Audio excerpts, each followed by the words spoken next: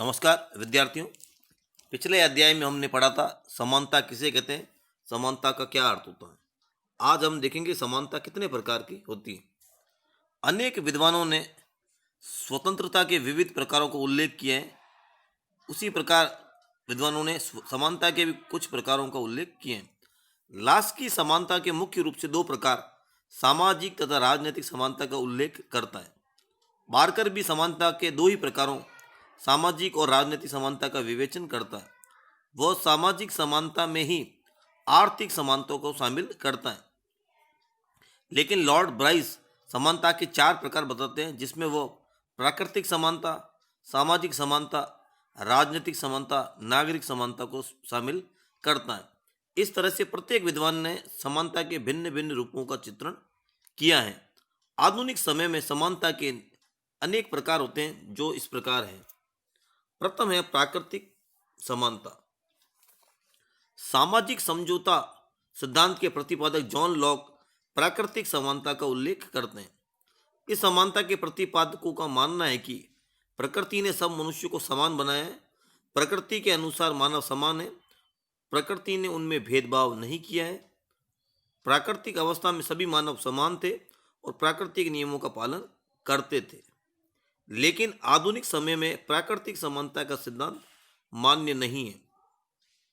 प्राकृतिक समानता के प्रतिपादकों की यह धारणा भी सही नहीं है कि सभी मनुष्य समान होते हैं। प्रकृति ने भी सभी को समान नहीं बनाया है। सभी मानव शारीरिक, मानसिक और बौद्धिक दृष्टि से समान नहीं होते हैं। अतः प्रकृति में ही असमानता विद्यमान है। दूसरे, प्राकृतिक समानता की अवधारणा कोरी कल्पना है।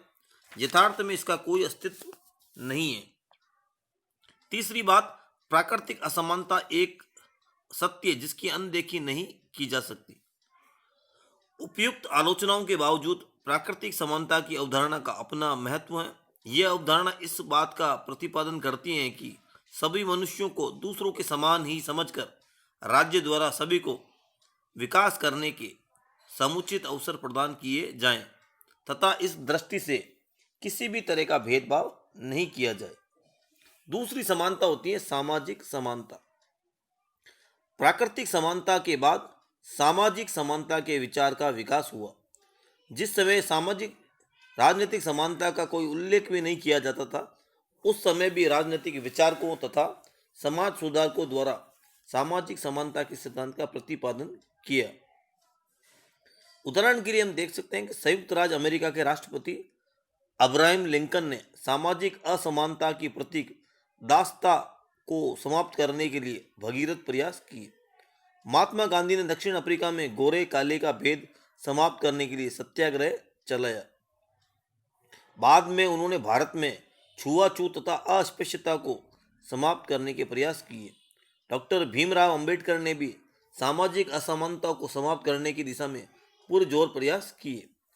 भारत के संविधान में समता के अधिकार को मौलिक अधिकारों के रूप में शामिल किया गया है।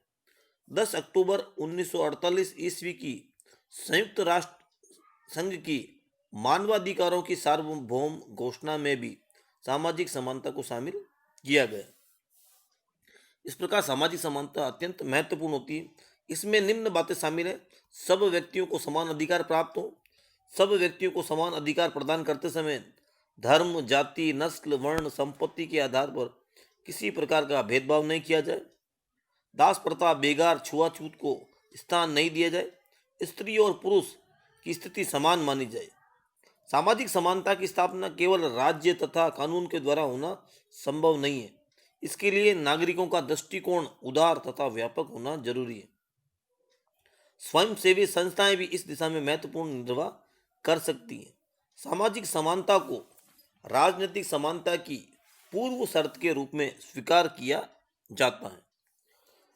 तीसरी समानता आती है नागरिक समानता, सिविल इक्विलिटी। नागरिक समानता से आशय यह है कि राज्य के सभी नागरिकों को समान नागरिक अधिकार प्राप्त हो और इस मामले में राज्य द्वारा नागरिकों के साथ किसी तरह का भेदभाव नहीं किया जाए।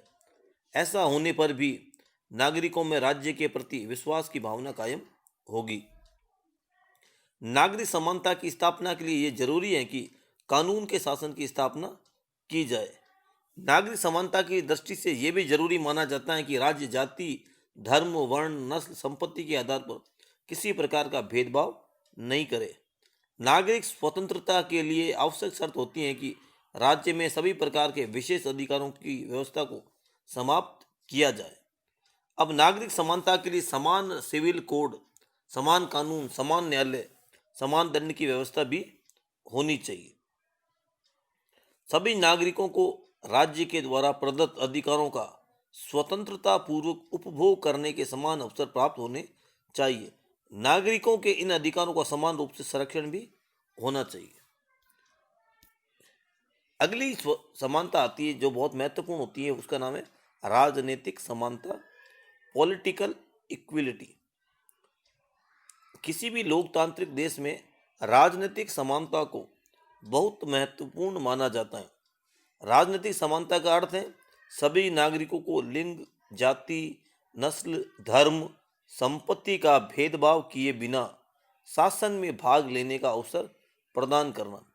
इस तरह की समानता केवल लोकतांत्रिक देशों में ही उपलब्ध होती है, क्योंकि साम्यवादी और अधिनायक देशों में लोगों को राजनीतिक समानता प्राप्त नहीं होती।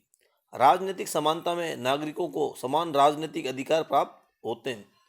इसका उदाहरण दिया जा सकता है वयस्क मताधिकार, राजनीतिक दल बनाने की छूट हो, किसी पद के लिए उम्मीदवार बनना, सरकारी पद प्राप्त करना तथा सरकार का गठन करना इत्यादि शामिल होते हैं। पांचवी समानता आती है लीगल इक्विलिटी, कानूनी समानता। आधुनिक लोकतांत्रिक राज्यों में कानूनी समानता के सिद्धांत का प्रचलन है। इसे आधुनिक युग की एक मुख्य प्रवृत्ति भी माना जाता है। कोई भी राज्य कानूनी समानता की स्थापना करके ही विषमताओं का उन्मूलन कर सकता है। कानूनी समानता में मुख्य रूप से दो बातें शामिल की जाती हैं। पहला है कानून के समक्ष समानता, दूसरा होता है कानून का समान संरक्षण। कानून के समक्ष समानता से आशय है बिना किसी भेदभाव के नागरिकों को कानून के सामने समान समझना। ऐसा करके ही विधि के शासन की स्थापना की जा सकती। कानूनी समानता में कानून के समान संरक्षण का तात्पर्य है सभी के लिए समान प्रकार के कानून, एक प्रकार के न्यायालय तथा कानून की अवज्ञा उल्लंघन करने वालों को समान रूप से दंडित किए जाने की व्यवस्था। दूसरे शब्दों में एक जैसे लोगों के साथ कानून एक जैसा व्यवहार करेगा। कानून के समान संरक्षण का आधारभूत तत्व है। भारत के संविधान में कानून की समानता के सिद्धांत को स्वीकार किया गया है। अंतिम जो समानता है वह है आर्थिक स्वतंत्रता, आर्थिक समानता। प्रसिद्ध विद्वान लास्की के अनुसार आर्थिक समानता के अभाव में वास्तविक राजनीतिक समानता नहीं हो सकती। आर्थिक समानता के बारे में उदारवादी, समाजवादी, मार्क्सवादी अवधारणा से स्पष्ट अंतर देखा जा सकता है। आर्थिक समानता के वास्तविक अर्थ को समझने से पूर्व इस बात का भी अध्ययन जरूरी हो जाता है कि क्या आर्थिक समानता क्या नहीं है। आर्थिक समानता का ये अर्थ कहीं नहीं है कि सभी व्यक्तियों को समान वेतन प्राप्त हो। इसका तात्पर्य सभी व्यक्तियों की आय को समानता से भी नहीं लिया जा सकता। इसका अर्थ धन का समान वितरण भी नहीं है। कुछ व्यक्तियों के पास धन की प्रचुरता तथा कुछ के पास इसकी न्यूनता का होना अस्वाभाविक नहीं है। आर्थिक समानता को किसी भी लोकतांत्रिक व्यवस्था का प्राण माना जाता है। आर्थिक विषमता या आर्थिक असमानता की स्थिति किसी भी लोकतांत्रिक व्यवस्था को संकट में डाल सकती है। तो आर्थिक समानता का मतलब होगा ऐसी व्यवस्था जिसमें सभी नागरिकों को बिना किसी भेदभाव के जीवन की बुनियादी सुविधाएं, रोटी, कपड़ा और मकान प्राप्त हो। आर्थिक समानता में मुख्यतः निम्न तत्व शामिल होते हैं। समान कार्य के लिए समान वेतन दिया जाए। इस मामले में स्त्री और पुरुष के साथ कोई भेदभाव न हो। प्रत्येक व्यक्ति को जीवन की न्यूनतम आवश्यकताओं की पूर्ति करने का अवसर उपलब्ध हो। इसका मतलब यह हुआ रोटी, कपड़ा, मकान, शिक्षा, चिकित्सा को आदि की आवश्यकताओं की पूर्ति के लिए व्यक्ति को पर्याप्त अवसर प्राप्त होनी चाहिए। आर्थिक विषमताएं कम से कम हो। धनिक तथा निर्धन के बीच संपत्ति की विषमताएं कम से कम हो। आर्थिक समानता में यह भी बात शामिल है कि सभी को रोजगार के उचित अवसर प्राप्त हो। लोगों को बेकारी, अपंग या वृद्धावस्था में सामाजिक सुरक्षा प्राप्त की जाए। उत्पादन तथा वितरण के साधनों पर कुछ लोगों का नियंत्रण भी नहीं हो। अर्थव्यवस्था का स्वरूप लोक कल्याणकारी हो, मतलब जनता का हित करना ही अर्थव्यवस्था का रूप हो। इस प्रकार हमने देखा कि 6 प्रकार की हमने समानता की बात की। प्रथम है प्राकृतिक समानता, जो वर्तमान में स्वीकार नहीं की जाती। प्राकृतिक दृष्टि से सभी मनुष्य समान नहीं होते। सामाजिक समानता ये कहती है कि सामाजिक स्थिति के आधार पर किसी के साथ भेदभाव नहीं किया जाए। नागरिक समानता का अर्थ है सभी नागरिकों को समान नागरिक अधिकार प्राप्त हो। राजनीतिक समानता का तात्पर्य है सभी व्यक्तियों को राजनीतिक पदों, चुनाव में लड़ने, चुनाव में खड़ा होने, मत देने, राजनीतिक दल बनाने, किसी पद का प्रत्याशी बनने, सरकारी पद प्राप्त करने के लिए समान अवसर प्राप्त हो। कानूनी समानता में 2 बातें शामिल हैं। कानून के समक्ष समानता, कानून का समान संरक्षण। इसका तात्पर्य है कि कानून किसी के साथ भेदभाव नहीं करेगा, कानून सभी के लिए समान होगा तथा समान लोगों के साथ कानून एक जैसा व्यवहार करेगा। आर्थिक समानता का मतलब है समान प्रत्येक व्यक्ति के जीवन की न्यूनतम आवश्यकताओं की पूर्ति पहले हो। समान कार्य के लिए समान वेतन दिए जाएं, आर्थिक विषमताएं कम। इस वीडियो को आपने ध्यान से सुना, इसके लिए आपका बहुत बहुत धन्यवाद।